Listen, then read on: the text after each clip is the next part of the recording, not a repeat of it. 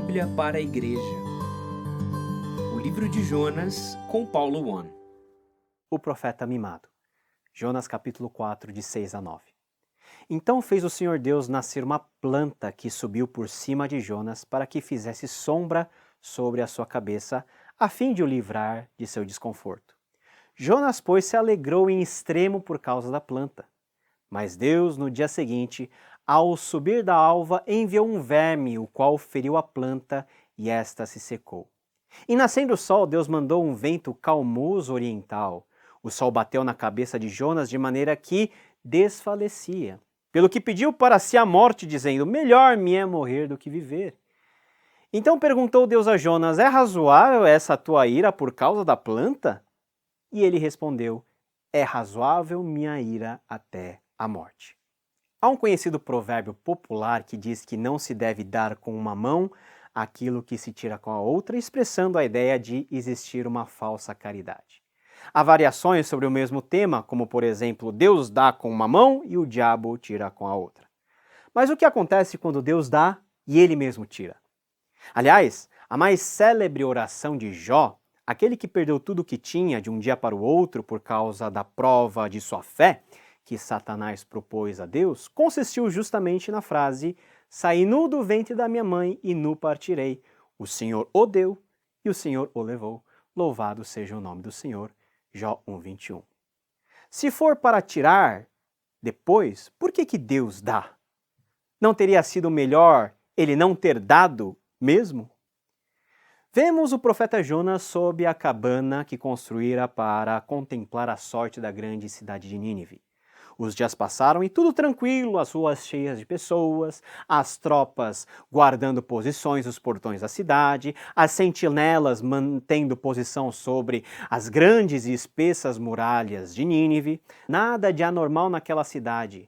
Até onde Jonas poderia entender, a questão com aquele povo estava resolvido por Deus. Mas olha só que coisa interessante.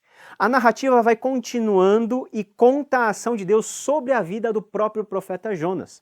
Porque o objetivo do livro está em nos revelar como Deus perdoou os ninivitas e como Deus lidou com esse profeta, ainda muito reticente e decepcionado com Deus. Parece que Deus resolveu mais facilmente o problema de 120 mil pessoas do que o humor e a acidez de um só, justamente do seu profeta.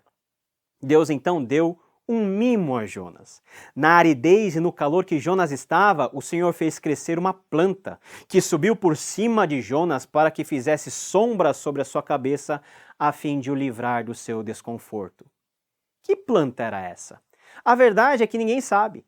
Uns dizem que é uma planta parente da oliveira, outros dizem que é uma pepineira. Agostinho achava que era uma videira, Jerônimo achava que era uma aboboreira. Enfim, essa tal de Kikaion, planta, subiu e fez aquela sombra boa em Jonas. Mas por que Deus fez isso? O motivo mais direto era para aliviar o desconforto, ou seja, o calor que estava sobre Jonas. Mas não era só isso. Havia um motivo muito mais profundo. Mas vamos voltar a isso daqui a pouquinho. O texto continua a dizer que Jonas se alegrou em extremo por causa da planta. De forma muito perspicaz, o reverendo Augustus Nicodemos diz que é a primeira vez que vemos Jonas feliz, contente, em todos os 4 capítulos do seu livro. Mas aquela felicidade era sintoma de uma doença que Jonas estava padecendo. A doença grave de considerar que tudo deveria girar em redor do seu umbigo e das suas vontades. Chamemos essa enfermidade de egocentrismo na falta de um outro termo melhor. Quer dizer que Jonas só expressou alegria e prazer na medida em que Deus o mimou, atendeu uma necessidade pontual que tinha.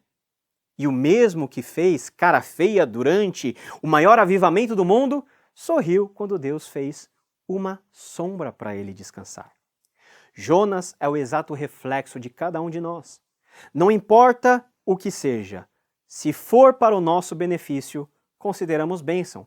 Mas se a mesma bênção ocorrer, por exemplo, na vida de outro, nós já nos sentimos injustiçados por Deus. O objetivo de Deus com aquela planta não estava simplesmente em dar um conforto ao profeta, mas sim tratá-lo de forma mais profunda. E o texto diz que no dia seguinte, ao subir da alva, enviou um verme, o qual feriu a planta e esta se secou. Deus deu e Deus tirou, mas isso foi muito rápido. Não deu nem tempo de Jonas se deleitar muito com aquela situação, porque Deus enviou um verme que fez o serviço de uma forma bem rápida e eficiente, comeu todas as folhas e não deixou nada para o profeta. E como uma desgraça nunca vem sozinha, em nascendo o sol, Deus mandou um vento calmoso oriental e o sol bateu na cabeça de Jonas que ele desfaleceu e quis a morte para si. O que derrubou o humor de Jonas foi aquilo que ameaçou o seu conforto. O que fez com que Jonas pedisse a sua morte, de novo, foi em função daquilo que ele tinha perdido. E é nesse ponto que Deus, pela segunda vez, pergunta de forma pedagógica ao profeta: é razoável essa tua ira por causa da planta? Na primeira vez que Deus perguntou sobre a razoabilidade da ira de Jonas, não vemos no texto uma resposta. Mas aqui, quando Deus é específico em mencionar a planta, Jonas parece não hesitar e diz ao Senhor: é razoável minha ira até a morte. Ou seja, Jonas diz a Deus: é tão razoável a minha ira que estou a ponto de morrer. Você já parou para pensar o quão fácil o termo morte estava indo e vindo dos lábios de Jonas? Para o profeta, o simples fato dele ter perdido algo que originalmente nem era dele, uma planta que era uma concessão divina, era suficiente para não mais ter motivos para viver. Por outro lado, o mesmo Jonas ficou extremamente contrariado com Deus porque ele resolveu poupar a vida de uma cidade inteira. Significava a morte de mais de 120 mil pessoas e de todos os animais que estavam lá. Jonas era um profeta mimado. Talvez não como nós entendemos essa palavra mimado dentro dos nossos contextos familiares, mas mimado no sentido de não compreender as dimensões da graça de Deus e se apegar a coisas pequenas em detrimento das maiores e das mais importantes. Jonas era mimado porque o interesse dele, uma vez contrariado, gerou um grau de indignação muito grande a ponto de querer morrer. Mimado porque ele estava pensando mais nele do que no próximo e no que na vontade de Deus. Aquele que era para ser um modelo de homem de Deus, desprendido, altruísta, com um coração grande e generoso, se mostrou diante de Deus um sujeitinho mesquinho, que não suportava passar por aquilo que ele considerava a tal grande injustiça. A beleza do texto do profeta Jonas está nos detalhes pequenos. Olhe com mais atenção. Volte e leia comigo, por exemplo, a referência a um ser tão pequeno, mas importante. Deus enviou um verme, o qual feriu a planta e esta se secou. O texto tem a finalidade de nos comunicar exatamente a ideia de que o Deus soberano, o Senhor de Israel, tinha o poder e controle sobre tudo, até das coisas que nós consideramos como insignificantes, mas que são fundamentais na execução da vontade de Deus no mundo. Você já parou para pensar que foi o verme e não Jonas que desempenhou cabalmente a tarefa para a qual Deus o incumbiu?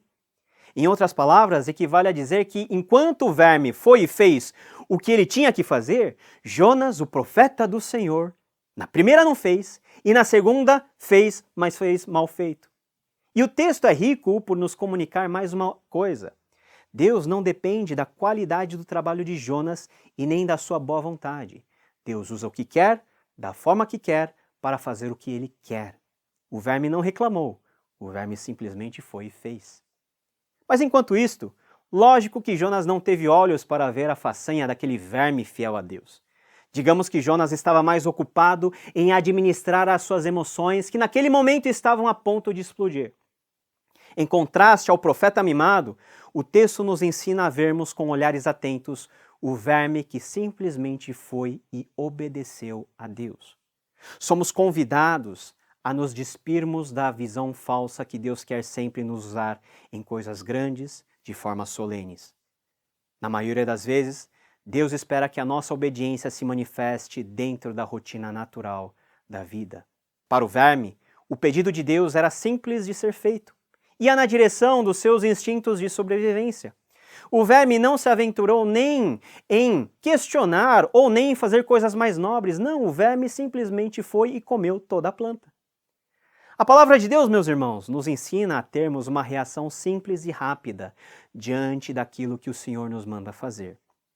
Para Pedro, André, Tiago e João, era para seguir Jesus largando as redes. Para Mateus, foi seguir a Jesus largando a coletoria. Isso não quer dizer que sempre teremos a maior facilidade e a melhor disposição de servir ao Senhor, especialmente quando Ele nos conduz a lugares e situações que realmente nós não queremos estar. Mas precisamos orar, na medida em que entendemos esse texto, que o que nos falta é a singeleza de um verme, desse verme de Jonas, para fazer a vontade de Deus. A pergunta pode soar estranha, mas à luz do texto, você quer ser como o verme obediente ou como o profeta mimado? Nos vemos no próximo episódio, que será o último desta nossa série Jonas para a Igreja. Até lá!